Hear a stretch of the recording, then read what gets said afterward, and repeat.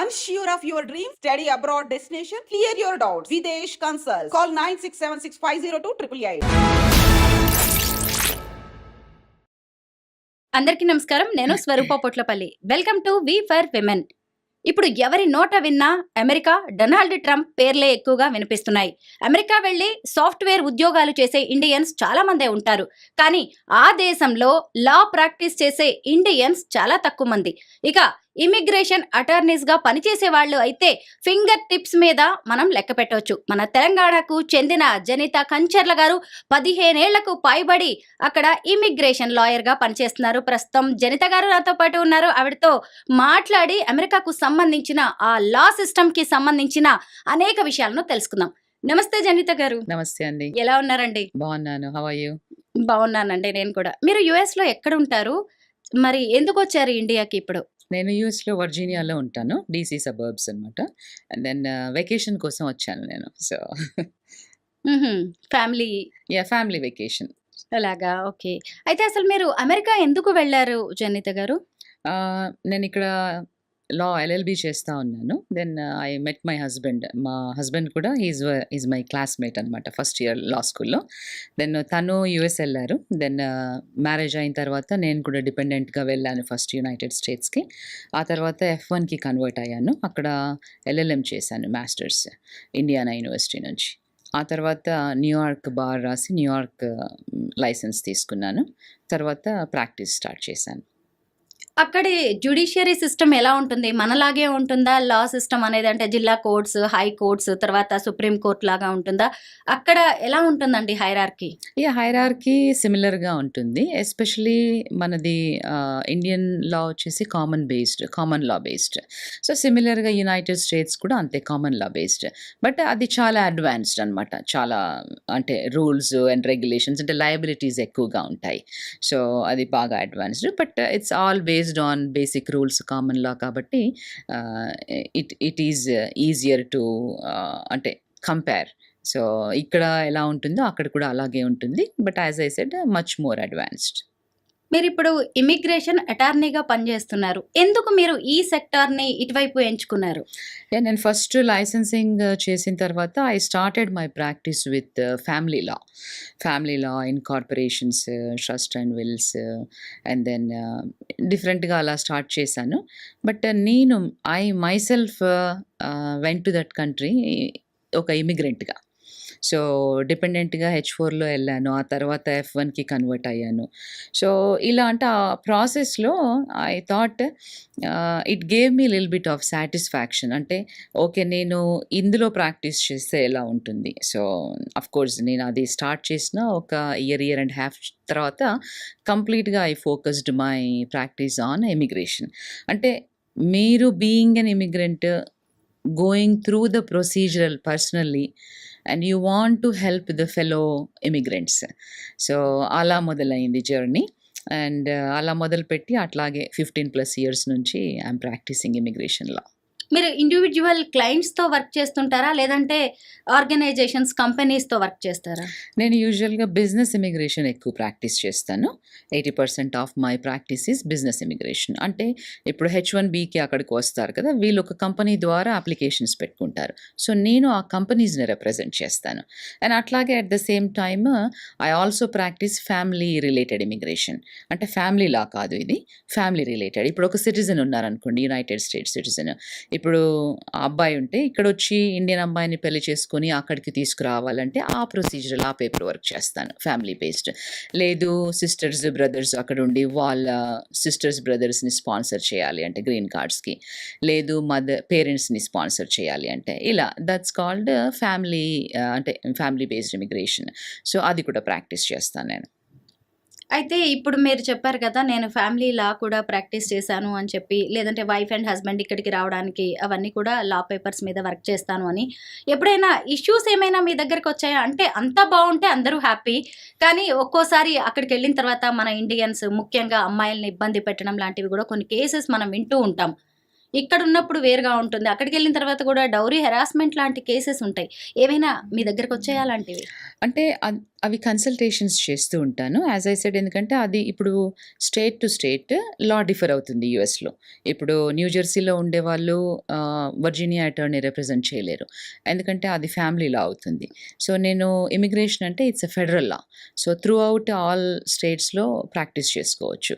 But family లా కానివ్వండి, మీకు real estate కానివ్వండి, ఇంకా ఏదైనా కాంట్రాక్ట్స్, ఇట్లా స్టేట్ టు స్టేట్ డిఫర్ అవుతుంది లా.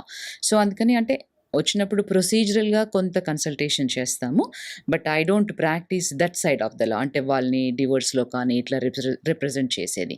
But I practice families immigration side of it. అంటే ఇప్పుడు ఒక అమ్మాయి going through divorce. So let's say husband ఇమ్మీడియేట్‌గా డివోర్స్ ఇయ్యాలి అని అన్నప్పుడు ఈ అమ్మాయి H4 మీద ఉంది.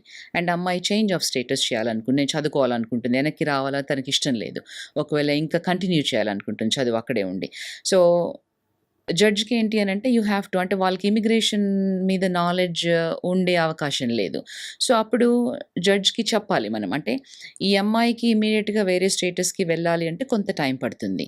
ఆలోగా if you can educate through the family lawyer that, అంటే కొన్ని రోజులు డివోర్స్ ఫైనలైజ్ చేయకుండా ఆపితే దే కెన్ అంటే సెటిల్ అయ్యి వేరే స్టేటస్‌కి చేంజ్ అయ్యి ఆ అమ్మాయి ఆ స్టేటస్‌కి వెళ్ళిపోయిన తర్వాత then final degree of divorce grant చేయొచ్చు అని. సో వాళ్ళకి ఫ్యామిలీ లా కోర్ట్స్‌కి ఇమిగ్రేషన్ మీద మెమరాండమ్స్ రాస్తాను నేను. అంటే ఎట్ ద రిక్వెస్ట్ ఆఫ్ ఆ ఫ్యామిలీ లాయర్ అడిగినప్పుడు ఆ రూల్ బేస్ మీద మెమరాండమ్స్ రాస్తాను. Especially this is for New York. So memorandums రాసినప్పుడు వాళ్ళు యాక్సెప్ట్ చేస్తారు. అండ్ ఆ చేంజ్ ఆఫ్ స్టేటస్, ఆ అమ్మాయి చేంజ్ ఆఫ్ స్టేటస్ అయ్యే వరకు కొంత హోల్డ్ చేస్తారనమాట దాన్ని. అండ్ తనకి ఇండివిజువల్‌గా స్టేటస్ వచ్చినప్పుడు దెన్ డిగ్రీ గ్రాంట్ చేస్తారు. జనిత గారు, మీరు ఇప్పుడు అటార్నీగా పనిచేస్తున్నారు. ఇమిగ్రేషన్ అటార్నీ అంటే ఇమిగ్రేషన్ లాయర్‌గా పనిచేస్తున్నారు. నాట్ ఓన్లీ ఇండియన్స్, వేరు వేరు కంట్రీస్ వాళ్ళ కోసం కూడా వర్క్ చేస్తారు కదా మీరు. అంటే మీరు కంపెనీస్‌తో వర్క్ చేస్తున్నారు.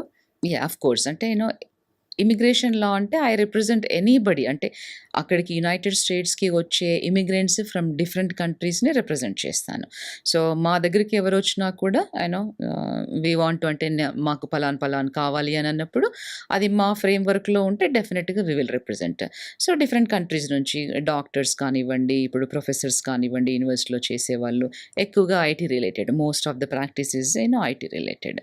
సో అలా అండ్ తర్వాత కొంతమందికి అంటే ఇప్పుడు మన తెలుగు దగ్గర నుంచి ఒక very well known director and producer, అంటే I don't want to say the name, చాలా వెరీ వెల్ ఎస్టాబ్లిష్డ్, వాళ్ళకి ఓవన్స్ చేశాను నేను. అంటే ఓవన్ అంటే ఎక్స్ట్రాడినరీ అబిలిటీ అనమాట. వీళ్ళు అక్కడికి అమెరికాకి వచ్చి ఒక మూవీ తీయాలనుకున్నప్పుడు ఏంటి అంటే జస్ట్ రెగ్యులర్గా కాకుండా ఎక్స్ట్రాడినరీ అబిలిటీ ఉంది వీళ్ళకి అని ఆ ఓవన్స్ ద్వారా దెన్ వాళ్ళు అక్కడికి వచ్చి మూవీ చేసి మళ్ళీ వెనక్కి వచ్చారు. So director, producer and executive producer. So వాళ్ళకి అలా. మనం ఎక్కడికి వెళ్ళినా ముందు మన వాళ్ళు ఎవరున్నారు, ముఖ్యంగా ఫస్ట్ ఇండియన్స్ చూసుకుంటాం, తర్వాత తెలుగు వాళ్ళు చూసుకుంటాం, ఆ తర్వాత తెలంగాణ, ఏపీ అని ఇలా చూసుకుంటూ ఉంటాం కదా. మీరు ఒక తెలుగు లాయర్, మీ దగ్గరికి మన తెలుగు క్లయింట్స్ వస్తూ ఉంటారా ఎక్కువగా? చాలా మంది ఎలాంటి ఇష్యూస్ తో వస్తూ ఉంటారు? అంటే ఎక్కువగా బిజినెస్ ఇమిగ్రేషన్ రిలేటెడ్. నేను తెలుగు కంపెనీస్ని కూడా చాలానే రిప్రజెంట్ చేస్తాను అండ్ ఇండియన్ కంపెనీస్ని. సో ఫ్యామిలీ పరంగా అయినప్పుడు ఇప్పుడు అంటే మీరు ఇందాక చెప్పారు ఒక ఇష్యూ, అంటే అక్కడికి వెళ్ళి ఇబ్బంది పడుతూ ఉంటారు గర్ల్స్ అని. సో అలాంటి విషయాల్లో కూడా వాళ్ళకి ఏమైనా డౌట్స్ ఉన్నప్పుడు కాల్ చేస్తూ ఉంటారు. సో అలాంటి అబ్యూజివ్ సిచ్యువేషన్ ఉన్నప్పుడు కొంత వాళ్ళకి మేము ఫ్రీగా కన్సల్టేషన్ చేస్తాము. అంటే బేస్డ్ ఆన్ ఇండివిజువల్గా కేస్ టు కేస్ అసెస్ చేసి ఫ్రీ కన్సల్టేషన్స్ ఇస్తాము. Not for everybody. అంటే వాళ్ళు క్వాలిఫై అయ్యి వాళ్ళకి ఆ అమ్మాయికి లెట్స్ సే ఇప్పుడు she is going through the divorce, తనకి ఏమీ ఇన్కమ్ లేదు, ఎలా పే చేస్తుంది అటార్నీ ఫీ కదా. సో నా టైం నుంచి ప్రొబోనోగా ఒక 30 minutes అట్లా 1 hour తనకి ఎడ్యుకేట్ చేస్తానన్నమాట. సో ఎస్పెషల్లీ ఎక్కువగా ఇక్కడ నుంచి వెళ్ళే వాళ్ళు గుర్తుంచుకోవాల్సింది ఏంటి అంటే అక్కడికి వెళ్ళిన తర్వాత అంటే వీళ్ళు డిపెండెంట్ స్టేటస్ మీద వెళ్తూ ఉంటారు. అంటే అబ్బాయి కానివ్వండి, అమ్మాయి కానివ్వండి, డిపెండెంట్ స్టేటస్ మీద వెళ్ళే వాళ్ళు మేక్ ష్యూర్ ఎక్కువగా అంటే ప్రిన్సిపల్ ఇమిగ్రెంట్ ఎవరైతే H1B మీద ఉన్నారో ఆ డాక్యుమెంట్స్‌కి మీకు యాక్సెస్ ఉండాలి. మంత్లీ పే స్టబ్స్ అవన్నీ. అండ్ దెన్ ఎక్కడ వర్క్ చేస్తున్నాడు, ఏంటి, what kind of work he does. And then బేసిక్‌గా అంటే మీరు ఫైనాన్షియల్‌గా కూడా అంటే ఇన్వాల్వ్ అవుతే బావుంటుంది. అంటే where he or she is investing ఇలాంటి వాటిల్లో. సో, దట్ వే ఏంటి అంటే మీకు ఫస్ట్ హ్యాండ్ ఇన్ఫర్మేషన్ ఉంటుంది. ఇన్ ఎనీ కేస్ ఏదన్నా అన్‌ఫోర్సీన్ సర్కమ్‌స్టాన్సెస్ హ్యాపెన్ అయినప్పుడు అట్‌లీస్ట్ మీరు సర్వైవ్ అవ్వగలుగుతారు కొంత ఇన్ఫర్మేషన్‌తో. జనీత గారు, మీరిప్పుడు మోర్ దాన్ 15 ఇయర్స్ నుంచి యూఎస్‌లో లాయర్‌గా ప్రాక్టీస్ చేస్తున్నారు కదా! మీ దగ్గరికి ఎప్పుడైనా టఫెస్ట్ ఛాలెంజింగ్ కేస్ వచ్చిందా? ఇది చేయలేము అన్నదాన్ని మీరు సక్సెస్ చేసిన కేస్ ఏదైనా ఉందా? సాటిస్ఫాక్షన్ ఇచ్చేది ఒకటి ఉంటుంది కదా! అంటే అలా ఇమిగ్రేషన్‌లో చాలానే ఉంటాయి. ఎస్పెషల్లీ అంటే ఈ కేసు హైలీ అన్‌లైక్లీ ఇది అప్రూవ్ అవ్వదు. అంటే ఎందుకంటే బేసిక్‌గా అది అనలైజ్ చేసి చెప్పినప్పుడు వాళ్ళకి they want to take the risk companies. Okay. Still we want to move forward ఒకసారి చేసి చూద్దాము. అంటే instead of they leaving the country. ఎందుకంటే అది డినై అయినప్పుడు లేదు అన్నప్పుడు వాళ్ళు they have to leave the country. అట్లా ఎంటీఆర్స్ చేసినప్పుడు కానివ్వండి, టఫ్ ఆర్ఎఫ్ఎస్ చేసినప్పుడు కానివ్వండి, అవి అప్రూవ్ అయినప్పుడు we really feel very happy. And then వాళ్ళు వచ్చి మా దగ్గర అంటే మీరు ఇలా అంటే ఇంకొక అనదర్ ఛాన్స్ ఇచ్చారు మాకన్నప్పుడు యూ రియల్లీ ఫీల్ హ్యాపీ. అంటే keeping monetary side a value అంటే అసైడ్ మనీని పక్కకు పెడితే the satisfaction will be there. అంటే కొంత కమ్యూనిటీకి సర్వ్ చేస్తున్నప్పుడు. సో, అక్కడ కూడా తెలుగు ఆర్గనైజేషన్స్ ద్వారా ఏదన్నా వెబినార్స్ కానివ్వండి, ఇట్లా తెలంగాణ ఆర్గనైజేషన్స్ నుంచి మొన్న రీసెంట్‌గా గ్లోబల్ తెలంగాణ ఆర్గనైజేషన్ నుంచి ఒక వెబినార్ చేశాము. సో, ఇట్లా డిఫరెంట్ ఎవరన్నా అడిగినప్పుడు కమ్యూనిటీ కోసం అడిగినప్పుడు డెఫినిట్‌గా ఐ విల్ డూ ఇట్. మీ హస్బెండ్ మీ క్లాస్‌మేటే అని చెప్పారు కదా! ఆయన గురించి చెప్పండి. ఆయన ఏం చేస్తుంటారు యూఎస్‌లో? యాక్చువల్‌గా తను సాఫ్ట్‌వేర్ ఇండస్ట్రీలో వచ్చారు ఫస్ట్. తర్వాత స్లోగా నా ప్రాక్టీస్ పికప్ అయిన తర్వాత then he resigned his job for ఒక గుడ్ రీజన్‌కి. He he was elected as a president for ఒక నాన్ ప్రాఫిట్ ఆర్గనైజేషన్‌కి, తెలంగాణ నాన్ ప్రాఫిట్‌కి. సో, తన ఉద్యోగం వదిలేసి ఆ పర్టిక్యులర్ ఆర్గనైజేషన్‌కి ఒక 2 ఇయర్స్ వర్క్ చేసి టువర్డ్స్ అంటే లాట్ ఆఫ్ స్టేట్స్ తిరిగారు within the United States. And ఆ తర్వాత కంట్రీస్ కూడా డిఫరెంట్ కంట్రీస్. అండ్ అట్లా and at the same time నేను ఓన్లీ ప్రాక్టీసే చేస్తాను, లా ప్రాక్టీస్. మిగతా అంతా కూడా అంటే ఐటీ సైడ్ కానివ్వండి, మా ఫైనాన్సెస్ అదంతా he will take care. So, it's a balanced work between both of us. Global Telangana association founder Vishweshwar Reddy garu మీ హస్బెండ్. ఎస్. రీసెంట్‌గా ఆయన నా ఇంటర్వ్యూకి కూడా వచ్చారండి. ఆయన చాలా మంచి క్లారిఫికేషన్ ఇచ్చారు. డొనాల్డ్ ట్రంప్ తీసుకుంటున్న డెసిషన్స్ గురించి. చాలా మందికి నిజంగా ఈ టైంలో మీ కపుల్ ఇలా ఇండియా రావడం ఇమిగ్రేషన్‌కి సంబంధించి గానీ, ట్రంప్ డెసిషన్స్‌కి సంబంధించి అందరిని ఎడ్యుకేట్ చేయడం అనేది ఈ రోజుల్లో చాలా ఉపయోగపడే అంశం కూడా. మీరేమంటారు అసలు ఇప్పుడు ట్రంప్ తీసుకుంటున్న డెసిషన్స్ అన్నీ కూడా ప్రపంచాన్నే షేక్ చేస్తున్నాయి. అంటే ఫస్ట్ మీడియాకి థ్యాంక్ యూ చెప్పాలి. ఎందుకనంటే మీరు మేమిక్కడ ఉన్నాము అని మా సర్వీసెస్ తీసుకొని మా ద్వారా కమ్యూనిటీకి మీరు కూడా హెల్ప్ చేస్తున్నారు. సో, మేమిద్దరం కూడా కమ్యూనిటీ సర్వీస్ ఓరియెంటెడ్ కాబట్టి వీఆర్ హ్యాపీ. ఎస్పెషల్లీ చాలామంది పేరెంట్స్ కానివ్వండి, కిడ్స్ కానివ్వండి చాలా ప్యానిక్ అవుతా ఉన్నారు. సో, ఇప్పుడు అంటే ట్రంప్ ఈ సెకండ్ టర్మ్‌లో తీసుకునే డెసిషన్స్ ఎగ్జిక్యూటివ్ ఆర్డర్స్ ఏవైతే ఉన్నాయో దానివల్ల కొంత ఎఫెక్ట్ ఉంటుంది. అది ఎవరికి అంటే ఇల్లీగల్‌గా అక్కడ ఉన్న వాళ్ళకి, అన్‌ఆథరైజ్డ్‌గా వర్క్ చేసే వాళ్ళకి, ఇల్లీగల్‌గా ఉండే వాళ్ళకి. సో, ఎందుకంటే మీరు ఒక కంట్రీలో ఉన్నప్పుడు ఆ country rules and regulations follow అవ్వాలి. ఫాలో అవ్వకపోతే ఏ కంట్రీలో అయినా అది అమెరికానే కాదు ప్రపంచంలో మీరు వాళ్ళ కంట్రీకెళ్ళి వాళ్ళ రూల్స్ అండ్ రెగ్యులేషన్స్ ఫాలో అవ్వకపోతే డెఫినెట్‌గా కాన్సిక్వెన్సెస్ ఉంటాయి.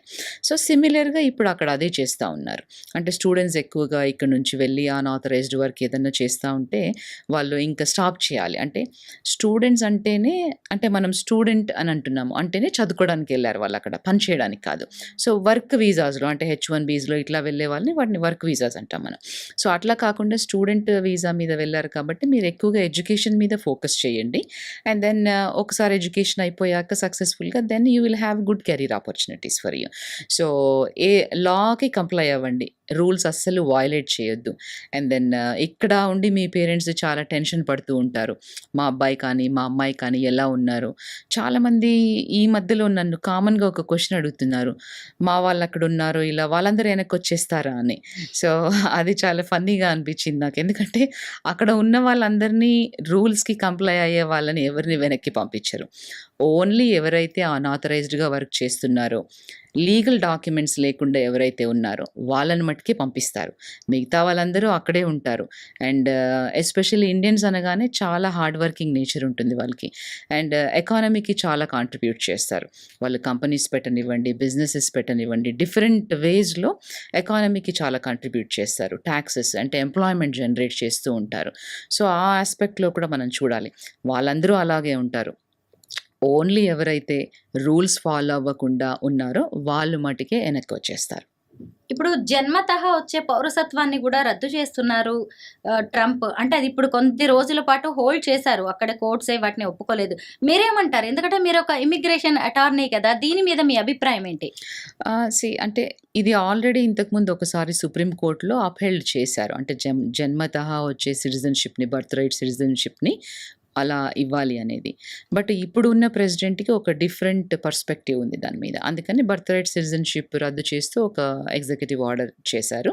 సో దాన్ని ఆల్రెడీ కోర్టులో సూ చేశారు. ఫెడరల్ జడ్జ్ టెంపరీగా స్టే ఇచ్చారు. సో కాకపోతే ఈ స్టే ఏంటి అని అంటే ముందు ఇంకా ఆర్గ్యుమెంట్స్ బేస్డ్ మీద ఎలా డిసైడ్ అవుతుంది, అది అక్కడ నుంచి ఇంకా డిఫరెంట్ లెవెల్స్లో కోర్ట్స్కి వెళ్తుంది. అంటే లోయర్ కోర్ట్స్ నుంచి it comes to the higher courts. And ఈవెన్చువల్గా ఈ స్పెసిఫిక్ టాపిక్ అనేది Supreme Court of the United స్టేట్స్లో ఎండ్ అయ్యే అవకాశం ఉంది. ఇంకా అక్కడ వరకు రాలేదు, బట్ ఈవెన్చువల్గా ఇట్ విల్ గో దేర్. అండ్ ఇప్పుడైతే టెంపరీగా స్టే ఉంది కాబట్టి ఓకే. బట్ బేస్డ్ ఆన్ అంటే జడ్జ్ రూలింగ్ ఎలా ఇస్తారు దాంట్లో అనే దాన్ని బట్టి ఉంటుంది. బట్ ఒకవేళ ఇది నిజమైతే, అంటే లేదు బర్త్ రైట్ సిటిజన్షిప్ మేము ఎండ్ చేస్తున్నాము అనేది అంటే పాసిబిలిటీ చాలా తక్కువనే. బట్ ఇన్ ఎనీ కేస్ ఒకవేళ అది కనుక అంటే అప్లికబుల్ అవుతే మన వాళ్ళు ఎక్కువగా ఎఫెక్ట్ అవుతారు. ఎవరు అంటే ఇప్పుడు వర్క్ వీసాల్లో వెళ్ళే వాళ్ళు, అంటే వీళ్ళు ఒక జనరేషన్ సాక్రిఫైస్ చేసి అక్కడికి వెళ్ళి అంటే అక్కడ కిడ్స్ పుడితే వాళ్ళకి సిటిజన్షిప్ వస్తుంది, వాళ్ళకి లైఫ్ బాగుంటుంది అనే దానిలో ఆలోచిస్తాం. అంటే పేరెంట్స్ లైఫ్ సాక్రిఫైస్ చేసి ఇక్కడ ఉన్న ఫ్రెండ్స్ని, పేరెంట్స్ని, కంఫర్ట్స్ని అన్నీ వదిలేసి ఇంకొక కంట్రీకి వెళ్ళి you are starting from scratch. అంటే ఏమీ లేకుండా వెళ్తాము అక్కడికి. ఏమీ లేకుండా ఇన్ ద సెన్స్ ఒక గోల్తో వెళ్తాము, ఒక చిన్నగా. Then you slowly start establishing. అంటే it takes many years to establish. So ఇట్లా స్లోగా వెళ్ళి అక్కడే కిడ్స్ ఉండి వాళ్ళకి ఒక బెటర్ లైఫ్ ఇవ్వడం కోసం ఆలోచిస్తూ ఉంటారు పేరెంట్స్ ఆల్వేస్. సో అక్కడే పుడితే గాన ఇప్పుడు కిడ్స్ ఒకవేళ ఇది ఇంప్లిమెంట్ అవుతే, chances are highly unlikely, but ఒకవేళ ఇంప్లిమెంట్ అవుతే గాన వీళ్ళకంటే పేరెంట్స్కి ఏ స్టేటస్ ఉందో అదే ఇచ్చే అవకాశం ఉంటుంది. ఇప్పుడు ఫర్ ఎగ్జాంపుల్ యూకే కానివ్వండి, మీరు ఈ సౌదీ కంట్రీస్ చూసినా కూడా అక్కడ అంటే ఇండియన్ సిటిజన్ పేరెంట్స్కి పుట్టినా కూడా వాళ్ళకి అక్కడ ఆటోమేటిక్గా సిటిజన్షిప్ ఏమీ వచ్చేది, ఇండియన్ సిటిజన్షిప్పే ఉంటుంది, ఇండియన్ పాస్పోర్టే వస్తుంది అక్కడ పుట్టినా కూడా. సో అలాగే ఇది ఇంకొక నేషన్ అని అనుకోవచ్చు. కాకపోతే ఎక్కడ బాధ అనిపిస్తుంది అంటే అమెరికా అనగానే ఆ కంట్రీ మొత్తం కూడా ఇమిగ్రెంట్స్తో బిల్డ్ అయింది కదా. సో ఇలా ఇమిగ్రేషన్కే చెక్ పెట్టడము, ఇట్స్ బర్త్ రైట్ సిటిజన్షిప్కి కొంచెం బాధగా అనిపిస్తుంది. But again if supreme court అంటే కోర్ట్స్ ఒకవేళ అప్హెల్డ్ చేసి మేము ఫస్ట్ బర్త్ రైట్ సిటిజన్షిప్ వేరే రకానికి ఇంట్రడ్యూస్ చేశాము, దీనికి కాదు అని అన్నప్పుడు అందరూ ఫాలో అవ్వాల్సి వస్తుంది. ఎందుకంటే సుప్రీం కోర్టు తీర్పు అనేది it's a law of the land, constitution లాగా. సో మనం వెయిట్ చేసి చూడాలి అది ఎలా అవుతుంది. మీరు, విశ్వేశ్వర్ రెడ్డి గారు ఇద్దరు కూడా గ్రీన్ కార్డ్ హోల్డర్సా? నేను it's a very personal question, but ఎందుకంటే ఇప్పుడు దీని మీద డిపెండ్ అయ్యే ఇప్పుడు మిగతా వాళ్ళకు కూడా ఒక అవేర్నెస్ రావచ్చు, ఛాన్స్ ఉంది. నేను ఐఎమ్ ఏ యుఎస్ సిటిజన్, మా husband is a green card holder. So it depends, అంటే ఇట్స్ అ పర్సనల్ చాయిస్. నువ్వు అంటే సిటిజన్షిప్ ఎంచుకున్నావు ఎందుకు, గ్రీన్ కార్డ్ ఒక్కొక్కరికి ఒకటి ఉంటుంది. ఇది నా పర్సనల్ చాయిస్, అది తన పర్సనల్. ఎందుకంటే ఇప్పుడు దీని మీద డిపెండ్ అయ్యే మీ పిల్లల సిటిజన్షిప్ ఉంది కాబట్టి. లేదు, మా అమ్మాయి అక్కడే పుట్టింది కదా. అంటే లా ఎలా వర్కౌట్ అవుతుంది అంటే ఇంప్లిమెంట్ చేసినప్పటి నుంచి it will go forward, it doesn't come back. ఫిబ్రవరి 20 నుంచి అని ఆయన చెప్పారు, అది కూడా స్టే వచ్చేసింది ఫ్యూచర్ లో. So my daughter is already 21 year old. So ఎందుకంటే పాత వాళ్ళకి కూడా ఇది అప్లికబుల్ అవ్వదు, కొత్తగా పుట్టే వాళ్ళకి ఫిబ్రవరి 20 తర్వాత అని అన్నారు. దాన్ని కూడా ఇప్పుడు మీ న్యాయస్థానాలే మీలాంటి లాయర్స్ ఫైట్ చేసే దాన్ని కూడా స్టే తెప్పించారు. కాకపోతే ఒక ఈ ట్రంప్ లాంటి వాళ్ళు వాళ్ళ సిటిజన్స్ విషయంలో ఆయన చాలా పార్షియల్‌గా ఉంటారు. దాన్ని మనం అనడానికి గూడా లేదు. సెల్ఫిష్‌గా ఉంటారనే చెప్పొచ్చు. అమెరికా అగైన్ అంటూ ఉంటారు కదా ఎప్పుడు. సో, ఆయన ఇప్పుడు ఇవన్నీ వస్తాయి, లీగల్ ఇష్యూస్ ఉన్నాయని తెలిసి అలాంటి స్టెప్ తీసుకున్నారు. ఎగ్జిక్యూటివ్ ఆర్డర్ మీద సైన్ చేశారు. అయితే ఫ్యూచర్‌లో కూడా దీని మీద ఫైట్ చేసే అవకాశం ఉంది గదా! ఇవాళ ఆఫ్ కాకపోయినా కోర్స్. రేపైనా. Of course. అంటే ఇప్పుడు మేక్ అమెరికా గ్రేట్ అగైన్ అనేది యెస్. ఆయన నినాదం. సో, అంటే మనము సెల్ఫిష్‌గా అని అనుకోనే కంటే ఎక్కువ పేట్రియాట్ అని కూడా చెప్పొచ్చు. యెస్. అంటే ఇప్పుడు ఎవరి కంట్రీలో ఉన్న సిటిజన్స్‌ని వాళ్ళ ఉద్యోగాలు వాళ్ళకు ఉండాలి. వాళ్ళ కంట్రీ ఫస్ట్ అనేది ఇట్స్ ఎ పేట్రియాటిజం, అది ఉండాలి ప్రతి ఒక్కళ్ళకి. సో, అలాగని అంటే ఇప్పుడు ఆయన చేసేవన్నీ కూడా అంటే ఇల్లీగల్ ఇమిగ్రెంట్స్‌ని, అది కూడా క్రిమినల్ బ్యాక్‌గ్రౌండ్ ఉన్న వాళ్ళని ఫస్ట్ పంపించేస్తున్నారు. That's their focus. బట్ ఈవెంచువల్‌గా ఎవరైతే ఇల్లీగల్‌గా అన్‌ఆథరైజ్డ్ వర్క్ చేసే వాళ్ళని కానివ్వండి, ప్రాపర్‌గా డాక్యుమెంట్స్ లేని వాళ్ళని పంపించేస్తారు. అంటే అలా పంపించడము మనము వెల్కమ్ చెప్పట్లేదు. అంటే తీసుకునే డెసిషన్ అంటే యాజ్ పర్ ద రూలే. కానీ మనకు నచ్చట్లేదు. ఎందుకు నచ్చట్లేదు అనంటే మనం అలా అలవాటు పడిపోయాం. అంటే ఇప్పుడు కొంతమంది స్టూడెంట్స్‌ని తీసుకోండి. స్టూడెంట్స్ అనే కాదు, ఇక్కడ నుంచి బీ2లో వెళ్ళి విజిటర్స్ వీసా మీద ఉండి అక్కడే స్టే బ్యాక్ అయ్యి అన్‌ఆథరైజ్డ్ వర్క్ చేసే వాళ్ళు కూడా చాలామందే ఉంటారు. ఇది గవర్నమెంట్‌కి కూడా తెలుసు. వాళ్ళ స్టాటిస్టిక్స్‌లో తెలుసు. వాళ్ళకి నంబర్ ఉంటుంది. ఒక పర్టిక్యులర్ నంబర్ ఇంతమంది అన్‌ఆథరైజ్డ్‌గా ఉన్నారని వాళ్ళకి తెలుసు. కానీ ఆ నంబర్ ఏంటి అనంటే ఎక్కువగా అయిపోయినప్పుడు అక్కడ అమెరికన్స్‌కి ఎక్కువగా ఉద్యోగాలు అంటే వాళ్ళ ఉద్యోగాలు వీళ్ళు తీసేసుకున్నప్పుడు కంట్రీ ఫస్ట్ అనే నినాదంతో వెళ్ళినప్పుడు వాళ్ళని ప్రొటెక్ట్ చేయాలి కదా! సో, అంటే ఈ assumed that president role to country better again అనేది. అంటే వాళ్ళ పరంగా చూస్తే మనం ఇమిగ్రెంట్స్ అయిన శాతం చాలా తక్కువ. But of course country is built upon all immigrants. So, it depends. అది ఆయన పర్సనల్ చాయిస్. అంటే అప్పుడు ఫస్ట్ టర్మ్‌లో అలాగే అన్నారు. మధ్యలో ఉన్న 4 ఇయర్స్ అలాగే. ఇప్పుడు అదే నినాదంతోనే వచ్చారు. గెలిచారు. అండ్ అట్లా ఓటింగ్ కూడా జరిగింది. అంటే పీపుల్ కూడా అదే కోరుకుంటున్నారు అనేది మనం అర్థం చేసుకోవాలి. జనిత గారు, ఇప్పుడు మన దగ్గర నుంచి వెళ్ళే వాళ్ళు ఎక్కువ మంది కూడా ఇండియన్ సాఫ్ట్‌వేర్ జాబ్స్ ఎక్కువ చేస్తూ ఉంటారు. మీలాగా లా ఫీల్డ్‌లోకొచ్చే వాళ్ళు చాలా తక్కువ మంది. మీకు తెలిసిన తెలుగు వాళ్ళు ఎవరున్నారు ఇలా అటార్నీస్‌గా ప్రాక్టీస్ చేస్తున్న వాళ్ళు? ఉన్నారు. తెలుగు వాళ్ళు ఉన్నారు. మనం ఫింగర్ టిప్స్ మీద ఇండియన్స్ ఉన్నారు చాలామంది. బట్ తెలుగు వాళ్ళని ఫింగర్ టిప్స్ మీద లెక్క పెట్టొచ్చు ఉన్నారు. సో, అండ్ మాకు కాన్ఫరెన్సెస్ అవి అయినప్పుడు meet each other, happy to acknowledge each other. అయితే ఇప్పుడు జరుగుతున్నవన్నీ గూడా కొంత మన ఇండియన్స్‌ని భయపెట్టేలాగే ఉన్నాయి. అసలు అమెరికా రావాలంటే కూడా ఏమో రేపెలా ఉంటుందో అని ఆలోచించుకోవాల్సొస్తుంది. మీరేం చెప్తారు కొత్తగా యూఎస్ వచ్చే వాళ్ళకి? ఏమీ భయపడాల్సిన పని లేదండి. అంటే ఇప్పుడు మనము మీడియా కూడా చాలా రోల్ ప్లే చేస్తుంది దీంట్లో. అండ్ చాలామంది ఉన్నది వాస్తవాలు చెప్తున్నారు. కొంత మీడియా ఏమో లేనిది ఉన్నట్టుగా చెప్పడం వల్ల ఎస్పెషల్లీ పేరెంట్స్ చాలా పానిక్ అవుతున్నారు. అక్కడ ఉన్న స్టూడెంట్స్ పర్వాలేదు, బానే ఉన్నారు. బట్ పానిక్ అవ్వాల్సిన పనేమీ లేదు.